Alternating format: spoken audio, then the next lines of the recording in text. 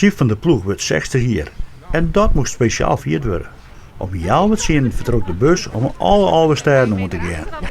Nou, het is een heel bijzondere dag. Dit is natuurlijk een verrassing. Ik ben natuurlijk altijd wel van het zelf regelen, maar dit wordt al even voor mij regelen. Dus dat is wel heel bijzonder als je 60 jaar wordt. Tenminste, ik gun dit iedereen zo'n mooie dag. En ja, mijn vrouw die had het al een beetje georganiseerd. En dan komt dus mem aan. De mem van Siep van de ploeg kan als grote verrassing de laatste stempel brengen. En de ding is van Dokkum kreeg is de Koningskei. Die lezen hier of daar in de grond.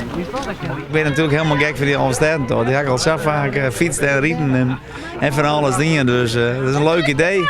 Maar al mijn beste vrienden, Maarten, Peters, Henk, Agnes, Joop, Artsma, neem maar op, alles zit ertussen.